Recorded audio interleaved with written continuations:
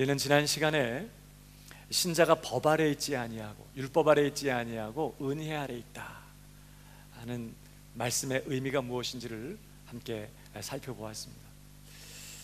오늘 함께 읽은 본문은요, 전체가 이제 15절에 대한 설명으로 되어 있습니다. 15절에 뭐라고 말씀하죠? 그런즉 어찌하리요 우리가 법 아래 있지 아니하고 은혜 아래 있으니 죄를 지으리요 그럴 수 없느니라 해놓고 이제 16절부터 마지막 절까지 어떻게 은혜 아래에 있는 신자가 더 이상 죄 지을 수 없는지 그 이유를 설명하는 것입니다. 여기서 신자가 죄 지을 수 없다는 것은 죄를 전혀 안 짓는다 그런 뜻이 아니라 이제 신자는 더 이상 죄를 계획적으로, 의도적으로, 지속적으로 또 습관적으로 짓지 않는다 그런 뜻이에요. 여러분, 사실 신자는 이제 은혜 아래 있기 때문에, 법 아래 있지 않고 은혜 아래 있기 때문에 어떤 죄를 짓게 되더라도 또 용서받습니다. 그 죄 때문에 자녀된 신분이 취소되거나 다시 하나님의 심판받는 자리로 끌려가는 일은 영원히 없게 됐다고요.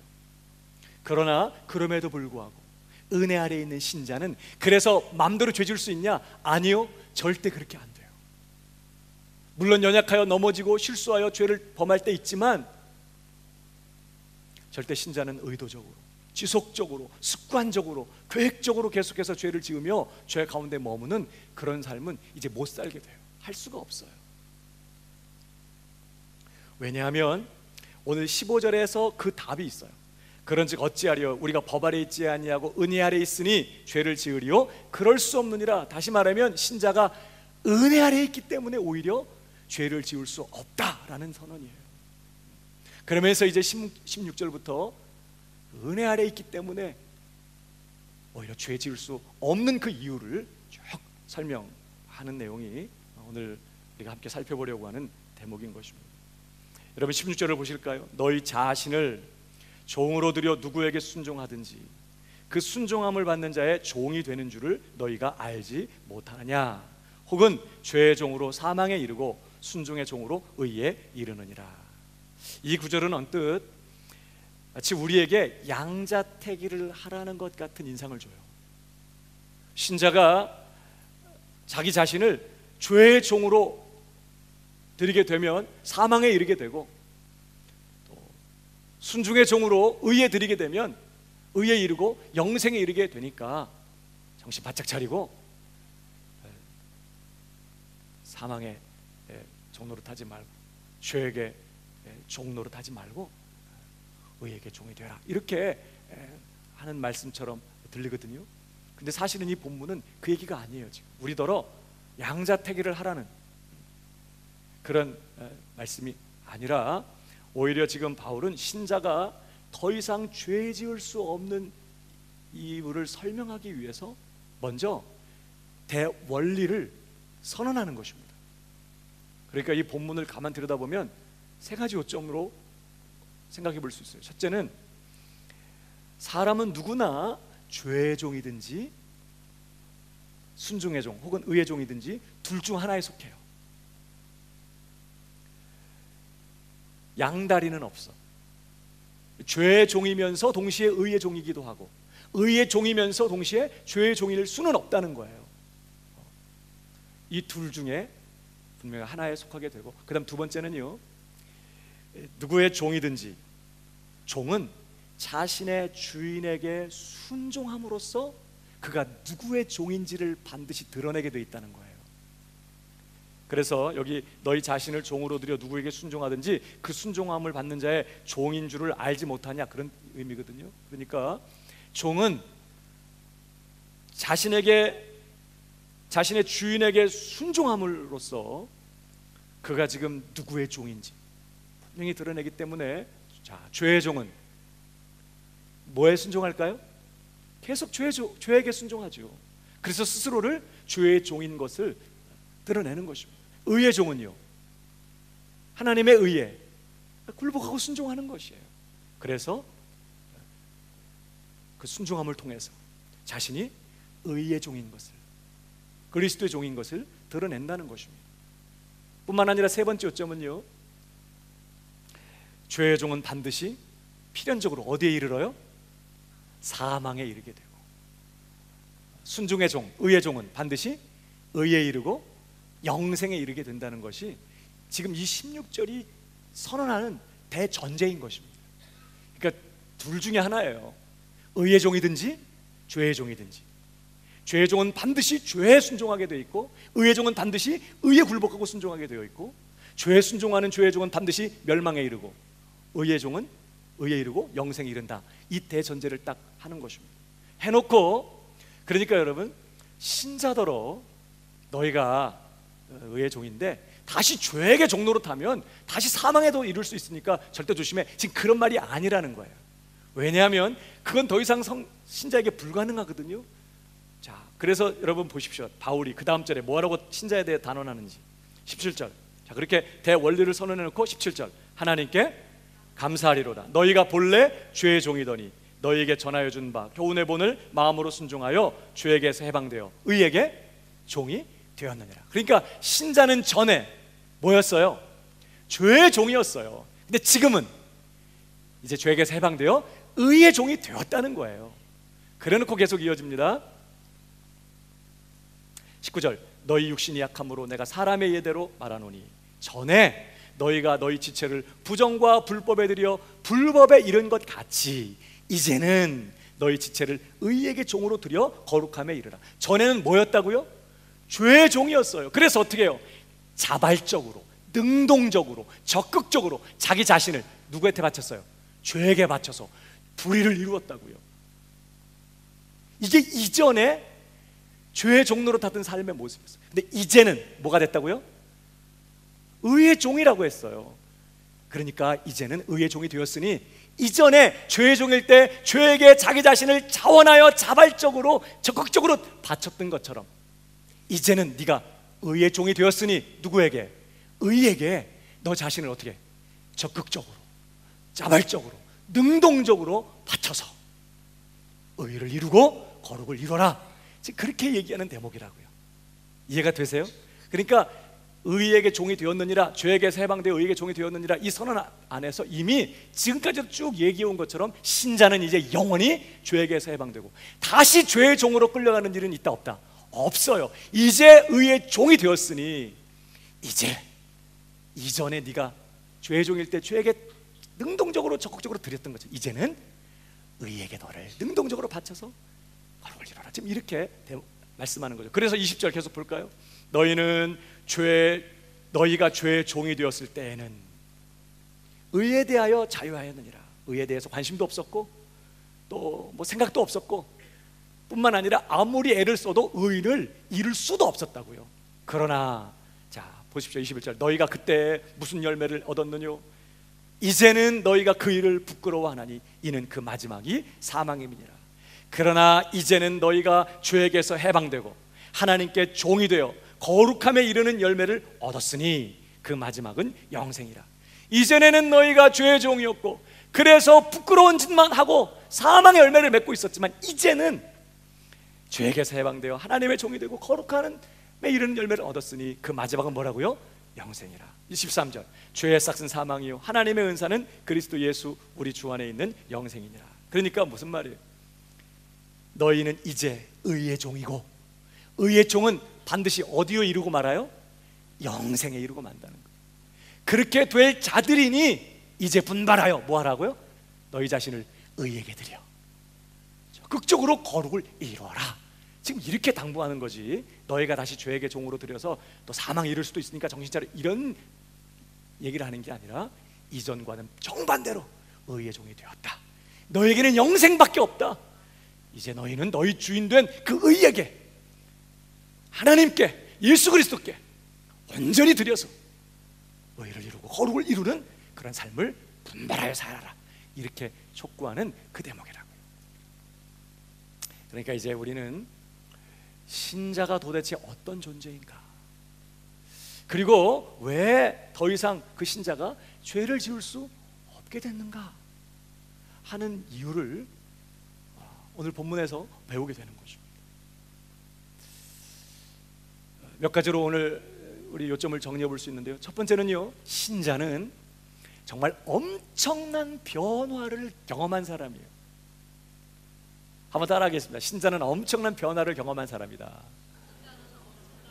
여러분, 그것을 내가 직접 피부로 느꼈든지 안 느꼈든지 여러분 기억할 것은, 기독교는 단순한 관념이나 무슨 이론이나 어떤 그런 철학의 어떤 그런 사상의 종교가 아닌 거예요. 기독교는 근본적으로 변화의 종교예요. 신자는 어떤 사람이냐? 엄청난 변화의 기적을 자신의 삶의 간증으로 갖고 있는 사람이란 뜻이에요. 여러분, 어떤 변화였습니까? 오늘 17절을 보실까요? 하나님께 감사하리로다. 너희가 본래 죄의 종이더니 너희에게 전하여 준 바 교훈의 본을 마음으로 순종하여 죄에게서 해방되어 의에게 종이 되었느니라. 전에는 죄의 종이었는데 이제는 죄에게서 해방되어 의의 종이 되었느니라. 이 변화, 이 엄청난 변화를 갖고 있는 사람, 경험한 사람, 신자라는 뜻이에요. 여기 특별히 너희가 본래 죄의 종이더니 이렇게 말해요. 무슨 말일까요? 본래 죄의 종이었다. 이 말은 날 때부터 죄의 종이었다, 그런 뜻이에요. 태어날 때부터 죄의 종이었다, 그런 뜻입니다. 여러분, 누구도 그리스도인으로 태어나는 사람은 없어요. 모두가 뭘로 태어날까요? 죄의 종으로 태어나요. 사람들은 흔히 어떻게 생각하냐면 사람이라는 존재는 중립적인 존재라는 거예요. 자신을 죄를 지어서 죄의 종으로 팔릴 수도 있고, 혹은 의를 이루어서 의의 종이 될 수도 있고, 이런 선택권을 갖고 있는 중립적인 존재라는 거예요, 인간이. 그래서 이런 중립적인 상태의 인간이 불행하게도 의를 결정하고 의를 선택했어야 되는데 뭐한 거예요? 죄를 짓게 되고 죄 짓는 것을 선택함으로 죄의 종으로 팔리고, 그렇게 해서 죄인 된 것처럼 그렇게 생각합니다. 그러나 절대 성경은 그렇게 가르치지 않아요. 인간에게는 본래부터 의의 종이 될 거냐 죄의 종이 될 거냐 이런 선택권이 없어. 태어날 때부터 뭘로 태어난다고요? 죄의 종으로 태어나요. 시편에서 다윗이 뭐라고 고백했습니까? 시편 51편 5절에요. 시작. 내가 죄악 중에 출생하였으며 모친이 죄 중에 나를 잉태하여 나이다. 죄 중에 조성이 됐어요. 죄 중에 만들어졌고 죄악 중에 출생했어요. 죄를 먹고 마시면서 죄만 짓고 살아온 죄 덩어리입니다. 그런 고백이에요. 그러니까 인간은 날 때부터 죄의 종이고, 이 종이란 표현은 계속 나오지만 노예라고 번역하는 게 훨씬 가까운 번역이에요. 둘로스라는 헬라어는 노예라고, 아무런 자유도 없고 전적으로 모든 권리가 주인에게만 있는 그런 노예. 날 때부터 인간은 죄의 노예이고 사단의 노예이고 흑암의 나라에서 태어나고 사망 권세 아래에 있는 존재란 뜻이에요. 날 때부터. 그래서 사람은 태어날 때 허물과 죄로 죽어있는 상태에서 태어난다는 뜻이에요. 죄의 종이라는 말. 그러니까 인간이 실수로 죄를 지어서 이제 죄인이 되고 또 허물거려 죽게 된 게 아니라 그건 아담만 그래. 아담만. 그 이후의 모든 인생은 이제 다 허물과 죄로 죽은 상태로 태어나요. 죄의 노예로 태어나고 사망 권세 아래서 태어나요. 그러니까 태어나서 사는 날 동안 뭐만 할까요? 죄만 지어요. 아무리 노력해도 그는 죄밖에 짓지 않아요.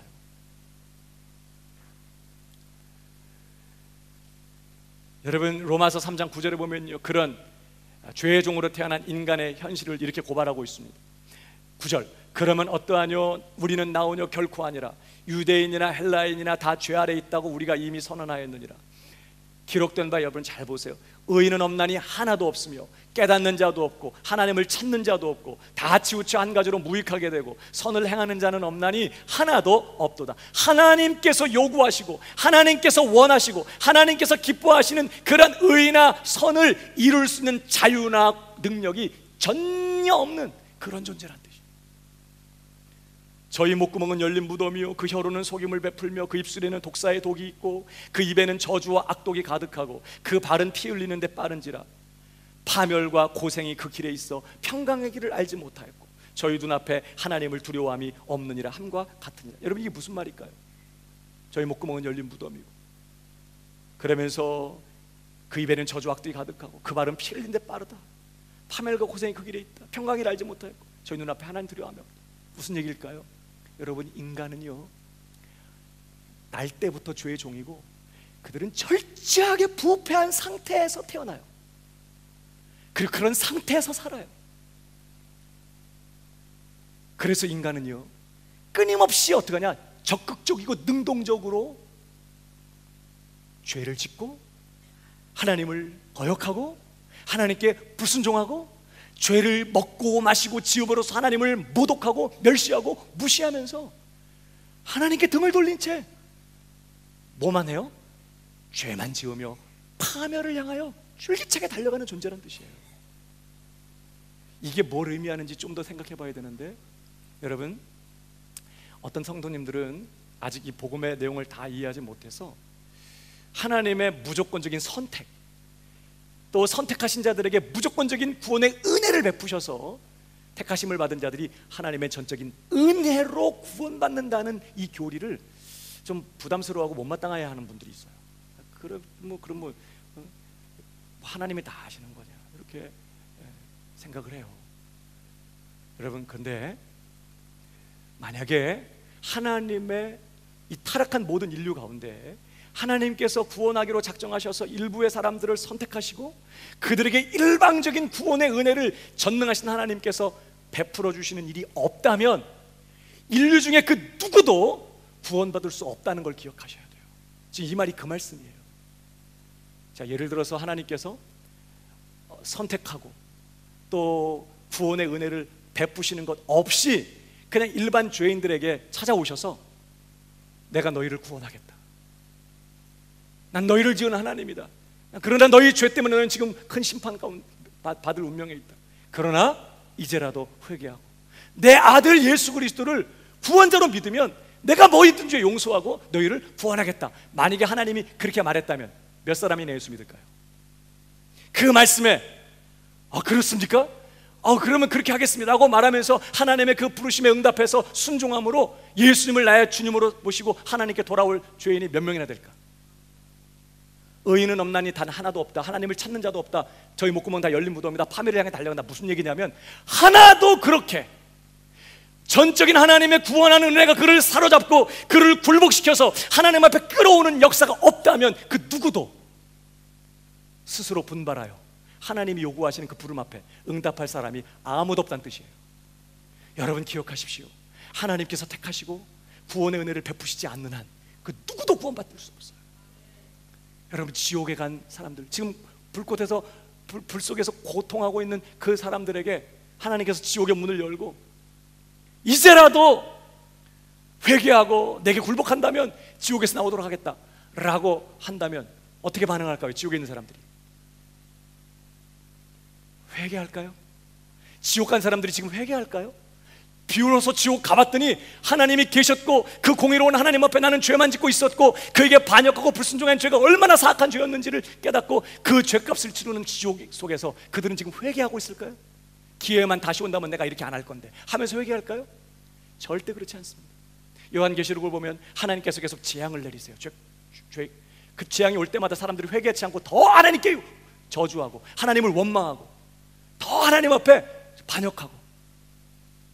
여러분, 지옥에 지금 불구덩이에 있는 죄인들에게 하나님이 이제라도 회개하고 돌아오면 꺼내주겠다. 그러면 어떻게 할까요?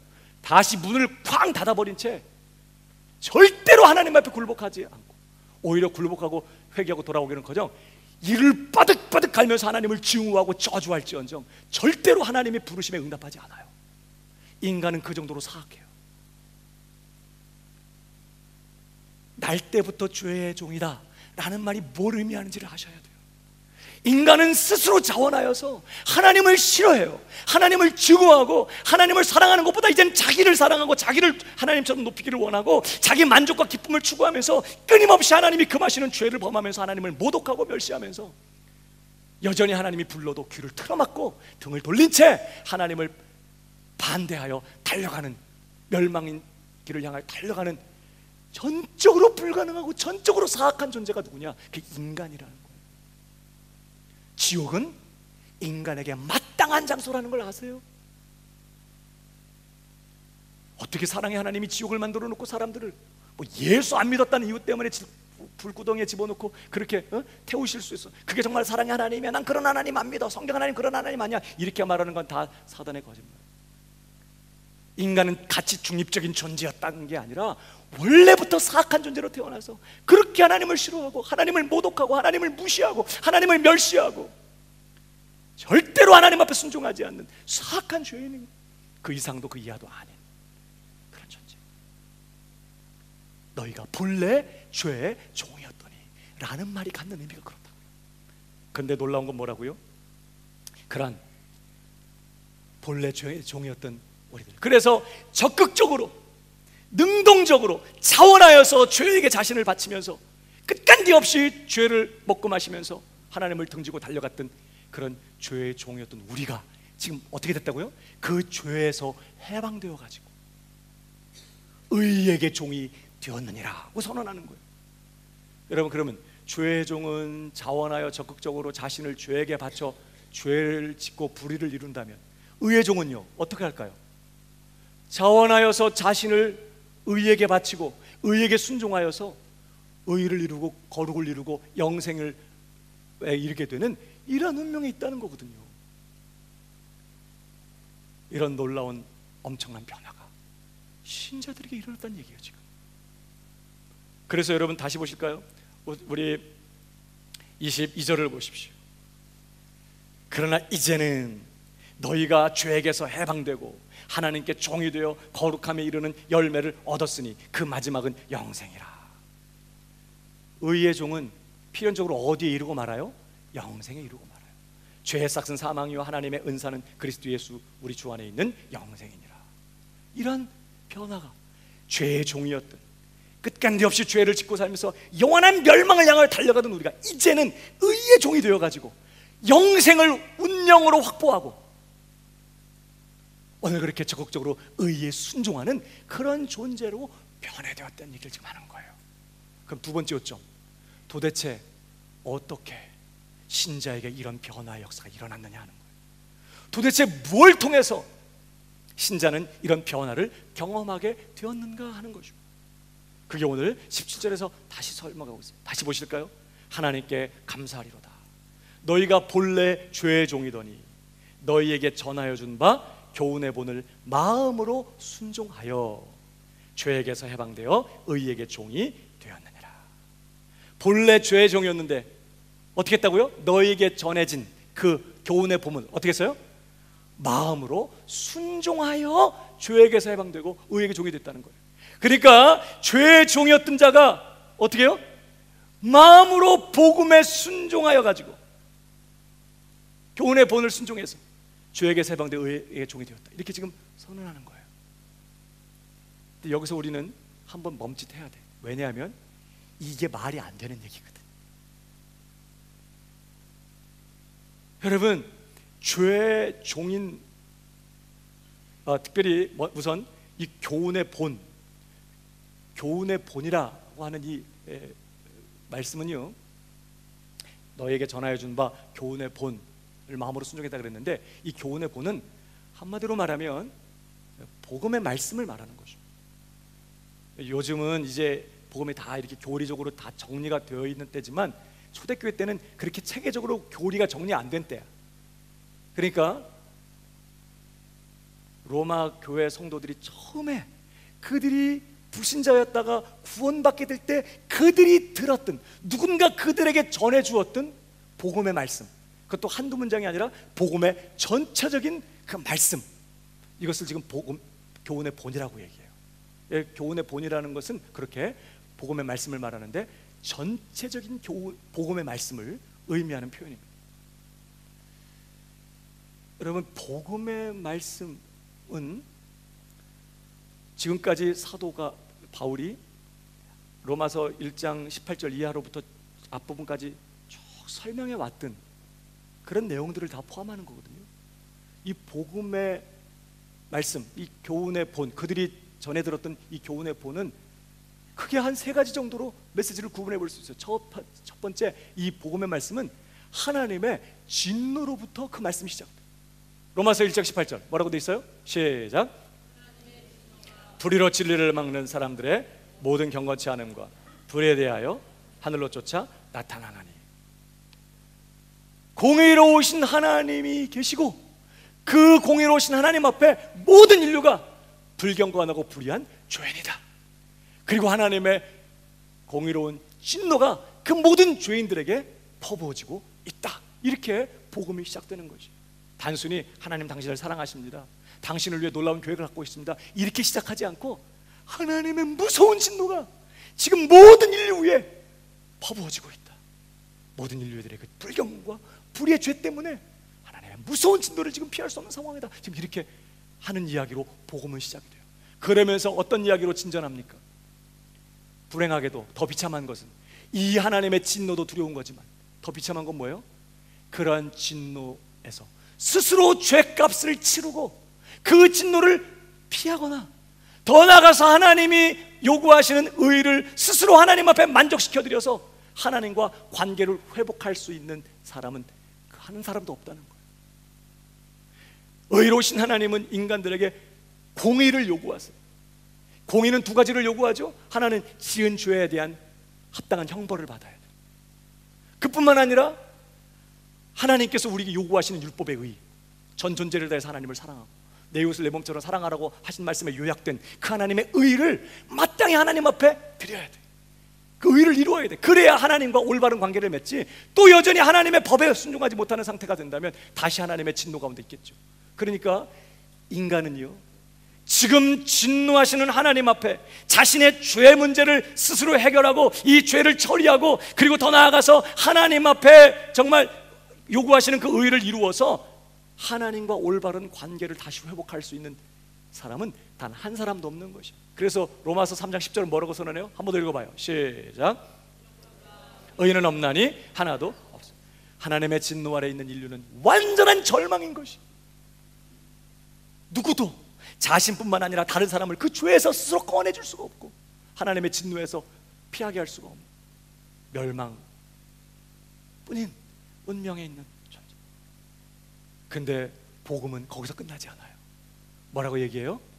그러한 불가능한, 전적으로 타락하고 망가진 죄인들을 위하여 하나님께서 친히 그 아들 예수 그리스도를 통해서 뭐 하셨다?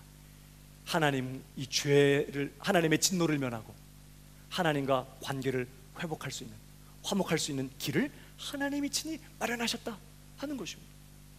이게 복음이 지금 전체적으로 하는 메시지. 하나님의 진노 앞에 있는 불가능한 인간, 그 하나님의 진노를 면할 스스로 만나고 해결할 수 없는 인간의 불가능한 상태, 그런 인간들을 위하여 하나님이 친히 구원을 마련하셨다는 것이 복음인 것이에요. 놀라운 것은요, 이 복음이 전해질 때, 이 복음이 그들에게 전해질 때 이들이 어떻게 했다고요? 마음으로 순종했다는 거예요. 그래서 죄에서 해방되고 의에게 종이 되었다는 것입니다. 여러분, 우리 한 가지 기억할 것은요, 한 사람이 구원을 받기 위해서는 반드시 뭐가 전해져야 돼요? 복음의 말씀. 오늘 이 바울이 말하는 이 교훈의 본이라고 말했던 전체적인 복음의 말씀이 분명하게 전해져야 되는 거예요. 왜? 오늘도 하나님은 당신이 구원하기로 작정하신 택하신 자들을 오직 이 복음의 말씀을 통하여서 불러내시고 구원을 내시거든요. 어떻게 한 사람이 죄의 종이었던 사람이 그 죄에서 해방되고 의에게 종이 되는 이 놀라운 구원의 역사를 경험할 수 있느냐? 오직 복음을 통해서예요. 이 복음은 반드시 전해져야 돼요. 예수님께서 사도들을 세상에 파송하시면서 뭐라고 말씀하세요? 너희는 마가복음 16장에 온 천하에 다니며 만민에게 복음을 전파. 믿고 세례받는 사람은 구원을 얻을 것이지만 믿지 않는 자는 정죄를 받을 것이다. 반드시 하나님의 구원 역사가 나타나려면 복음이 전해야 되고 그 복음이 올바르게, 분명하게, 선명하게, 전체적으로 그 복음이 증거돼야 되는 것이, 오늘도 이 복음은 모든 믿는 자에게 구원을 주시는 하나님의 능력이 되기 때문에 교회는 이 복음이 살아있어야 될 줄로 믿습니다. 이 복음 위에 서야 돼. 교회는 이 시대에 끊임없이 우리는 복음을 선명하게 선포해 줘야 되고, 이 은혜의 복음, 오직 하나님의 은혜로 구원받는다고 하는 이 은혜의 복음을 선포해야 되고, 이 복음을 순수하게 사수하고 다음 세대에 전수해 줄 사명이 이 교회에 있는 것이, 복음의 부흥을 경험하는 우리 교회가 되어야 되는 것이죠. 중요한 것은요, 근데 이렇게 복음의 말씀이 전해졌을 때 그들이 마음으로 순종했다는 거예요. 그 복음의 말씀에. 여러분, 아까도 제가 서두에 말씀드렸지만 이거는 사실 불가능한 얘기예요. 죄의 종이 상태에서 태어나서 끊임없이 죄만 지으며 스스로 하나님이 원하시고 기뻐하시는 것을 결정하거나 선택할 수도 없이 오히려 자원하여 죄만 지으며 죄만 쌓고 진노만 쌓으며 멸망을 향해 달려가는 이 죄의 종인, 사단의 노예인, 사망 권세 아래 허물과제로 죽어있는 그 죄인이 마음으로부터 하나님의 이 복음의 말씀에 순종한다고 하는 일은 불가능합니다. 그러면 도대체 어떻게 해서? 어떤 사람은 그 복음이 전해질 때 그 무슨 소리냐고, 말도 안 되는 소리 하지 말라고 이렇게 배척하지만, 어떤 사람은 그 복음이 전파될 때, 그 복음의 말씀이 들려질 때 내가 그렇게 하겠습니다. 내가 죄인이었군요. 하나님이 나를 사랑하신 거군요. 아들을 보내셔서 불가능한 나를 오직 그를 통하여 구원해내신 거군요. 은혜로 내가 구원을 받았군요 라고 하는 사실을 분명히 마음으로부터 깨닫게 되고, 죄를 회개하며 예수 그리스도를 나의 구주, 나의 주님으로 모시고 그 복음에 마음을 다해 순종하는, 믿는 이런 일이 일어났을까요? 그 힌트가 17절 맨 앞에 나와요. 다시 보세요. 어떻게 시작돼요? 17절이 하나님께 감사하리로다. 너희가 본래 죄의 종이더니 너희에게 전하여 준 바 교훈의 본을 마음으로 순종하여 죄에게 해방되어 의에게 종이 되었느니라. 여러분, 이게 뭘 의미할까요? 하나님께 감사하리로다. 본래 죄의 종이었던 자가 너에게 전하여 준 바 그 복음의 말씀을 마음으로 순종하여서 죄에게 해방되고 의에게 종된 이 역사 배후에 누가 있었다는 뜻이죠? 하나님이 역사하셨다는 얘기를 하는 거예요. 하나님께 감사하리로다. 만약에 하나님의 역사가 아니라 내가 한 거라면 다행스럽게도 기특스럽게도 이렇게 했어야죠. 하나님께 감사하리로다. 이 말은 지금 한 사람이 마음으로부터 복음에 순종하고 복종하게 된 그 일 배후에, 그래서 그가 그렇게 순종함으로써 죄에게서 해방되어 의의 종이 되는 그 일 배후에 하나님의 역사가 있었다는 것을 얘기해주는 것이죠. 여러분, 성경은요, 한 사람이 하나님으로부터 다시 태어나는, 이걸 전문용어로 뭐라 그래요? 거듭난다, 중생한다. 하나님께로부터 다시 태어나는 이 거듭나는 역사 없이는 절대로 누구도 예수를 믿거나 영접할 수 없다고 선언해요. 요한복음 1장을 보면 태초에 하나님이 말씀이 계셨는데 이 말씀은 곧 하나님이셨다 이렇게 선언하면서 이 말씀이 육신이 되어 이제 우리 가운데 오셨다고 이렇게 말합니다.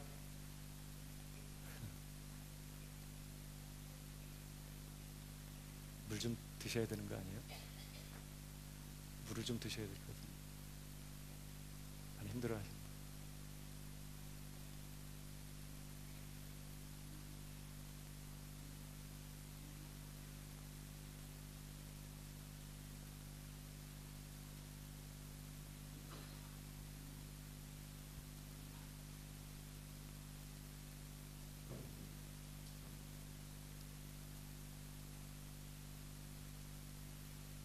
어디까지 했죠?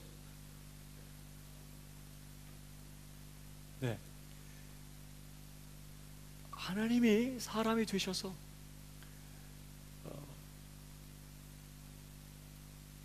죄인들을 구원하러 오신 것입니다. 그 안에 생명이 있었으니 이 생명은 사람들의 빛이라. 생명 주시기 위해서, 영생을 주시기 위해서 그들을 지으신 창조주가 친히 구원자가 되셔서 이 세상에 오신 거예요. 그리고 어두움 가운데 빛을 비추시는 것입니다. 여러분, 어둠 가운데 빛이 비치면 몇 킬로 바깥에서도 그 빛을 볼 수 있어요. 빛을 인식할 수 있습니다. 근데 그 성경 그 다음 절을 보면 뭐래요? 빛이 어둠에 빛이 돼. 어둠이 깨닫지를 못해. 빛이 비치고 있는데도 생명을 주기 위하여 구원자가 오셔서 나를 믿으라 라고 말하는데도 깨닫지를 못했다는 것은 영적으로 지금 죽어있고 소경이 됐다 이 말. 빛을 감지를 못해요. 그러니까 자기 땅에 오매 자기 백성이 영접하지 않고, 사람들이 예수님을 알아보지를 못해.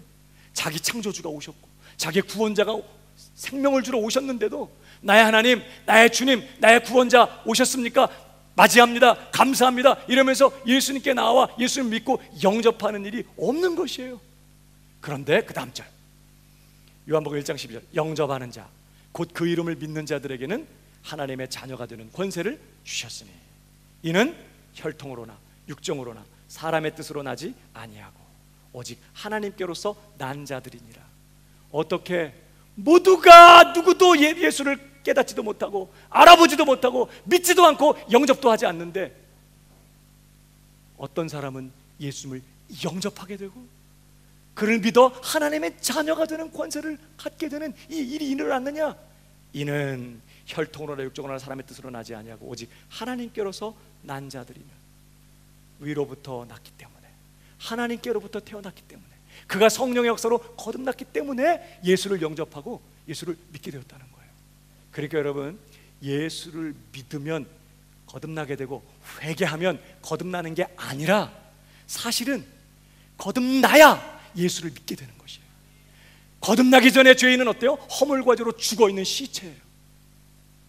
그래서 아무리 하나님의 사랑에 대해서, 하나님의 은혜에 대해서 아무리 이야기하고 하나님이 당신 사랑하셨습니다, 하나님이 당신을 위해서 아들을 보내셨고 그를 믿으면 구원을 받습니다, 회개하고 돌이키십시오, 아무리 얘기해봐야 나랑 전혀 상관없는 이야기, 지겨운 이야기, 정말 쓸데없는 이야기. 왜 저런 얘기를 시간 내서 낭비하면서 이렇게 땀을 흘려가면서 얘기할까? 그렇게 생각해. 그러나 여러분, 하나님의 구원의 역사가 임해서 그가 거듭나게 되면 복음이 들어오는 것이에요. 전해지는 복음의 말씀이 그의 가슴을 사로잡게 되고 그의 눈을 열어서 자기가 죄인이라는 사실을 깊이 깨닫게 돼요. 하나님의 진도를 알게 되고, 그런 진노에서 건지시기 위하여 하나님이 그 아들을 보내서 내 모든 죄값도 치르시고 날 대신해서 완전 의도 이루게 하셨고, 오직 예수 그리스도 안에서 내가 은혜로 값없이 구원받게 되었다는 사실을 그가 분명하게 깨닫게 되면서 죄도 회개하게 되고 예수도 믿게 되고, 시간이 갈수록 더 예수님을 사랑하게 되고 더 예수님을 의지하게 되고 순종하게 되는 일들이 일어나게 되는 것이에요. 거듭나야. 그러니까 한 사람이 복음이 전해질 때 마음으로 순종하는 이 일이 있기 위해서는 반드시 누가 역사하셔야 된다고요? 하나님이 역사해 주셔야 돼요. 그래서 오늘 본문이 뭐예요? 하나님께 감사하리로다, 이렇게 시작하는 거예요. 여기에는 절대 우리가 뭘 할 수 있는 게 없었어. 전적인 하나님의 은혜가 우리 인생을 사로잡고 끝간데 없이 죄만 짓고 하나님을 거역하면서 하나님을 정말 무시하면서 그 죄를 향하여 멸망을 향하여 달려가는 우리를 하나님의 은혜가 찾아와서 우리를 사로잡고 하나님 앞에 굴복시켜서 하나님의 복음에 순종하게 만들었기 때문에 우리가 마음으로 그 복음에 순종하는 일이 일어났던 것이죠. 여러분, 그래서 요한복음 6장 44절은 이렇게 말합니다. 보세요. 나를 보내신 아버지께서 이끌지 아니하면 아무라도 내게 올 수 없으니 오는 그를 내가 마지막 날에 다시 살리리라. 어떤 사람들은 예수님께 나옵니다. 예수님께서 나는 세상의 빛이다, 나는 세상에 생명을 주는 생명의 떡이다, 내 살을 먹고 내 피를 마시는 자는 영생을 갖는다, 영원히 산다, 막 그렇게 얘기할 때 그거 무슨 얘기로 자기 살을 어떻게 주어서 먹고 마시게 한단 말이야. 에이, 그리고 예수님을 떠나가지만 너희도 가려느냐? 그럴 때 뭐라고 제자들이? 영생의 말씀이 계시오매 우리가 네게로 가오리까. 누구는 헛소리로 들리는데 어떤 사람은 영생의 말씀으로 그 말씀이 들린단 말이에요. 어떤 사람들은 그저 예수님을 그래 선한 선생님 정도로, 랍비 정도로 생각하지만 어떤 이들은 다윗의 자손, 그 메시아 하나님의 아들로 고백하면서 예수 그리스도께 나와 무릎을 꿇는 일들이 일어나더라는 거예요. 어떻게 그렇게 예수님께 나오는 일이 있느냐? 여기 성경이 이렇게 말해요. 예수님, 나를 보내신 아버지께서 이끌지 아니하면 아무라도 내게 올 수 있다 없다? 없어. 아무도 스스로 빛이 비치지만 생명의 주가 오셨지만 누구나 그 앞에 나오기만 하면 영원히 구원을 받게 되지만, 그러나 스스로 그를 구원자로 깨닫고 나와 마음을 다하여 순종하는 일은 누구의 역사 없이 아버지께서 이끌지 않으면, 성령의 능력으로 그를 거듭나게 만들어서 새 생명을 주시고 그를 예수 그리스도로 이끄시는 일이 없다면 절대로 누구도 예수님께 올 수 없어요. 그러나 오는 그 사람은 마지막 날에 내가 다 살릴 것이다. 여러분 생각해봐요. 예수님께서 죽어있는 나사로를 향해서 나사로야 나오라 명령하십니다. 여러분, 죽어있는 시체가 그 명령을 듣고 밖으로 나올 수 있으려면 반드시 뭐가 필요할까요? 살아나는 일이 필요한 것이죠. 예수님께서 나사로야 나오라고 명령하실 때 그 명령이 나가는 순간 어떤 일이 일어났느냐? 나사로는 그 명령에 순종할 수 있도록 살아나는 일이 일어났어요. 그래서 그가 그 명령에 순종하여 밖으로 걸어 나오는 것입니다. 마찬가지, 허물과 죄로 죽어있는 인간은 절대로 복음에 반응할 수 없어요. 하나님께서 성령의 소리를 살리셨기 때문에 거듭나게 하시고 은혜로 우리의 마음을 녹이셔서 우리의 생각과 우리의 마음을 완전히 변화시키셔서 그렇게 싫어하던 하나님을 이제는 사랑하게 되고, 그렇게 싫어하는 하나님을 이제는 의지하게 되고, 그 말씀에 순종하게 되고, 그가 주신 복음의 말씀에 굴복하도록 역사하셨기 때문에 그렇게 주님 앞에 나오게 되고 복음을 듣게 되고. 여러분, 그래서 구원을 얘기할 때는 허물과 죄로 죽었던 우리를 살리셨도다 이렇게 표현하게 돼요.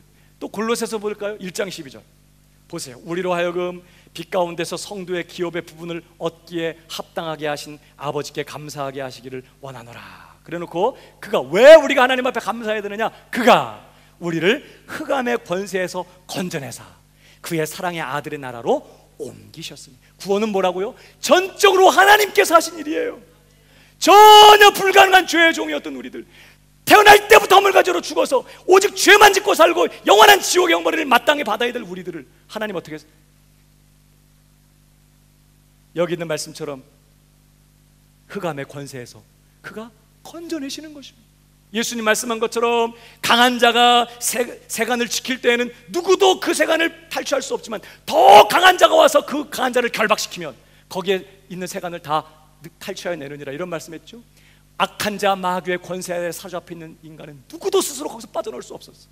더 강한 자 예수 그리스도께서, 하나님께서 오셔서 그 강한 자를 결박시키시고 거기서 우리를 건져내셨기 때문에 우리가 나온 거지, 절대 스스로 내가 뭘 어떻게 하고 뭐 회개를 하고 뭐 믿고 그래서 구원받은 게 아니라 사실은 구원을 받았기 때문에 회개도 하게 되고 예수도 믿게 되고 시간이 갈수록 더 회개하는 삶을 살게 되고 더 하나님 예수님을 의지하는 삶을 살게 되는 거죠.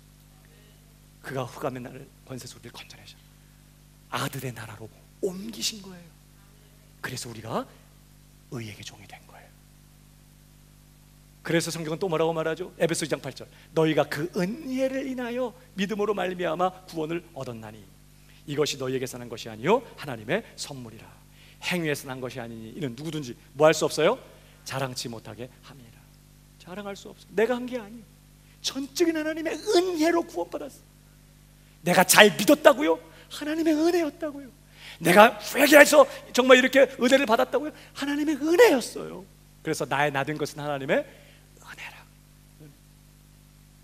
그러니까 자 정리하면 그래요. 하나님의 은혜는 불가능한 죄인은 날 때부터 허물과 죄로 죽어있는 죄의 종인 죄인을 어떻게 해요? 굴복시키고 그를 변화시켜서 그 강팍한 마음을 녹이고 그의 생각을 완전히 변화시키고 그의 의지를 완전히 꺾어서 그 하나님의 은혜는 어떻게 해요? 죄인을 하나님 복음의 말씀 앞에, 하나님의 말씀 앞에 마음을 다해 순종하도록 만드는 게 이게 하나님의 은혜가 하는 일이에요. 그래서 불가항력적 은혜라.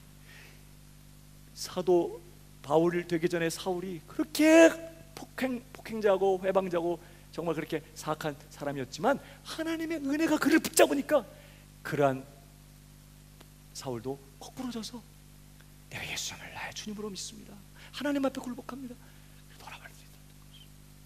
하나님의 은혜가 일을 하는 거예요. 이 은혜 때문에 이 죄인을 변화시키고 이 죄인을 마음을 다해 하나님 앞에 순종하게 만드는 이 은혜 때문에 죄인의 괴수와 같은 저도, 우리 모두도 구원을 받고 오늘 내가 예수님을 믿습니다, 하나님을 의지합니다 고백하는 이 자리에 있게 되었다는 걸 기억합니다. 나 같은 죄인 살리신 그 은혜 놀라와 잃었던 생명 찾아 광명을 얻던 그 놀라운 하나님의 은혜, 그 기이한 하나님의 은혜, 그 은혜가 내 인생을 비껴가지 않고 죄인인 나를 굴복시켜 하나님 앞에 마음을 다하여 순종하게 만드는, 이 복음에 굴복하고 예수 그리스도께 굴복하게 만드는 이 하나님의 은혜가 나의 인생을 붙들었기 때문에 오늘 우리가 이렇게 하나님을 믿고 예수 그리스도를 의지하고 하나님의 은혜를 사모하는 이 자리에 가운데 왔다는 것 기억하고 광명을 얻었네. 그래서 광명교회 등록한 거예요, 여러분. 이제 마지막 요점은 그거예요. 여러분, 이 은혜요, 자, 나를 전적으로 하나님의 복음의 말씀 앞에 굴복시키는, 순종케 하는, 마음으로부터 순종하게 만드는 이 하나님의 은혜가 내 인생을 붙들었다면, 자, 이제 그 은혜의 지배 아래 있는, 그 은혜의 왕노릇 아래 있는, 그 은혜 아래 있는 신자는 어떻게 살아가게 될까요? 자, 이 은혜가 뭐 한다고요? 우리를 마음으로 순종하게 만드는 거예요.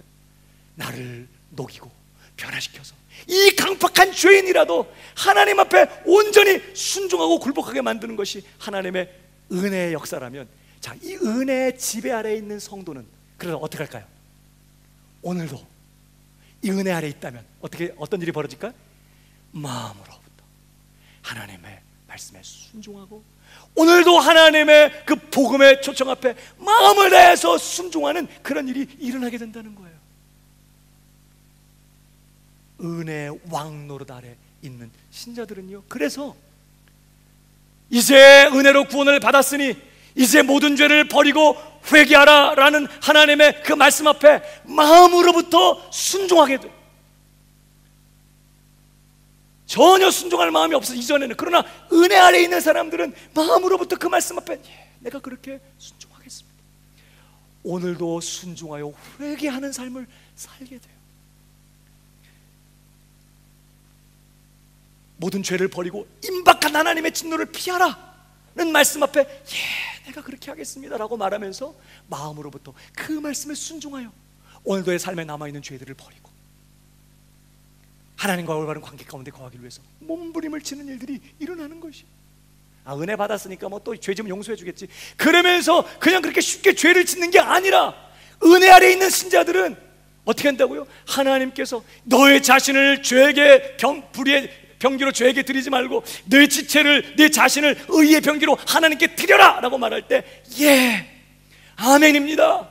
마음으로부터 그 부르심에 응답하고 순종하는 일이 일어난다는 것이에요. 은혜 아래에 있는 성도는. 그러니까 정말 그 사람이 은혜 아래에 있는 성도냐 아니냐 뭘로 확인이 되느냐, 진짜 그 사람이 은혜 아래에 있는 성도면 어떻게 될까요? 난 은혜 아래에 있어, 오늘 죄 지지만 또 용서받을 거야, 그러면서 부담 없이 죄를 짓게 되는 게 아니라, 은혜 아래에 있는 성도는 이제부터 죄에 대해서 아주 민감해지기 시작하고 하나님의 말씀에 어긋나는 삶을 살까봐, 그래서 하나님의 마음을 상하게 할까봐 굉장히 조심하게 되고, 죄 짓게 되면 막 아프고, 의의 병기로 하나님 앞에 드리라는 그 말씀에 온전히 순종해서 자신을 끊임없이 하나님 앞에 드리는 이런 삶을 살게 된다는 거예요. 그러니까 은혜 아래에 있으니 죄를 지으리요? 결코 그럴 수 있다 없다? 없다는 거예요. 그게 안 된다, 불가능하다. 은혜 아래에 있게 되면요, 여러분 이렇게 돼요. 여러분, 하나님을 찾는 자도 없고 그랬죠? 근데 시편에 이렇게 말합니다. 한번 읽어볼까요? 27편 8절 다 같이 시작. 찾으라 하실 때에 내 마음이 주께 말하되 여호와여 내가 주의 얼굴을 찾으리이다. 하나님의 은혜 아래 있는 사람은 어떤 일이 벌어지느냐? 모두가 자 내 얼굴을 찾아라 그래도 모두는 다 귀를 틀어막고 등을 돌린 채 다 하나님을 찾지도 않고 다 하나님을 다 떠나는데, 하나님의 은혜가 붙잡게 되면 어떤 일이 벌어진다고요? 돌아서서 마음으로부터 뭐라고 말해요? 내가 주의 얼굴을 찾겠습니다. 하나님의 그 말씀에 마음으로부터 순종하는 일이에요. 이게 신자예요. 이 은혜 때문에 마음으로 순종하여 구원을 받았고, 오늘 그 은혜의 왕노릇 아래 있는 신자에 대해서 이렇게 말하죠. 로마서 5장 21절 한번 읽어봐요. 다 같이 시작. 사망 안에서 왕노릇한 것 같이 은혜도 또한 의로 말미암아 왕노릇하여 우리 주 예수 그리스도로 말미암아 영생에 이르게 하려 합니다. 여러분, 이 은혜의 왕노릇 아래 있는 사람이 신자예요. 신자는 어디 아래 있다고요? 은혜의 왕노릇 아래. 은혜가 왕노릇하는 그 은혜의 지배 아래 있어요. 은혜가 우리를 지배하고 있어요. 은혜가 우리의 인생을 붙잡고 있어요. 운명을 붙들고 있어요. 여러분, 이 은혜의 목적이 뭐죠? 우리를 마음을 다하여 순종하게 만들어서 죄에게서 벗어나 의의 종이 될 뿐만 아니라, 이 은혜는 어디까지 가는 거? 우리를 거룩하고 흠이 없는 완전하게 영생을 누리기에 합당한 그런 영화로운 자리까지 우리를 데려가는 것이 은혜의 목적이에요. 이 하나님의 이 은혜가 실패할까 안 할까? 절대 실패하지 않아요. 은혜는 자기의 목적을 이루고야 말 거예요. 은혜는 지금도 우리의 삶을 끊임없이 강권하면서, 끊임없이 성도를 강권하고 설득하고 위로하고 격려하고 징계하고, 때로는 그 은혜가 우리를 몰아붙여서 우리로 하여금 끊임없이 계속해서 어떻게 오늘도 마음을 다해 하나님의 말씀에 순종하고, 그래서 회개하라는 말씀에 오늘도 순종하는 삶을 살아 회개하는 삶을 살게 만들고, 경건치 않은 것과 이 세상 정욕을 다 버리고 근신함과 의로움과 경건함으로 이 남은 생애를 살면서 복스러운 소망 가지고 주님 오실 날을 바라보며 오늘을 거룩하게 살아가도록, 이 은혜는 끊임없이 성도를 어떻게 한다? 가만 놔두지 않고 끊임없이 몰아붙이기 때문에 은혜 아래 있는 성도의 증거는 뭘까요? 오늘도 마음으로부터 순종하는 거예요. 어떠세요? 오늘 저와 여러분은 하나님께서 말씀하실 때 거룩하게 살아라, 네 자신 의의 병기로 드리라, 이제 오직 사랑하며 살아라 라고 말씀하실 때 내 마음으로부터 아멘입니다. 여러분, 오해하지 마십시오. 완벽하게 완전하게 순종한다는 뜻이 아니에요. 실수하고, 하지만 또 실패하고 넘어지기도 해. 그러나 마음으로부터 아멘입니다, 그렇게 하겠습니다. 근데 왜 이렇게 안 되는 거죠? 도와주세요. 그러면서 몸부림을 치면서 마음으로부터 순종하는 이 삶을 살아요. 이게 신자예요. 여러분에게 이 은혜가 있나요? 성경 한 구절만 읽어보고 맞춰요. 에베소서 4장 이렇게 말합니다. 구원받은 신자들에게 29절, 무릇 더러운 말은 너 입 밖에도 내지 말고 오직 덕을 세우는 데 소용되는 대로 너희 선한 말을 하여 듣는 자들에게 은혜를 끼치게 하라. 하나님의 성령을 근심하게 하지 말라. 그 안에서 너희가 구속의 날까지 인치심을 받았느니라. 너희는 모든 악독과 노함과 분냄과 떠드는 것과 해방하는 것을 모든 악의와 함께 버리고 서로 인자하게 하며 불쌍히 여기며 서로 용서하기를 하나님이 그리스도 안에서 너희를 용서하신 것 같이 하라 할 때, 은혜 아래 있는 신자는 어떻게 할까요? 마음으로부터 내가 그렇게 하겠습니다, 더 은혜 주셔서 나를 도와주십시오 라고 말하며 그 말씀을 향하여 달려가는 이런 일이 있다는 거예요. 사랑하는 여러분, 오늘 이 마음으로부터의 순종의 은혜가 저 여러분의 삶에 더 넘쳐나게 되기를 주님의 이름으로 축복합니다.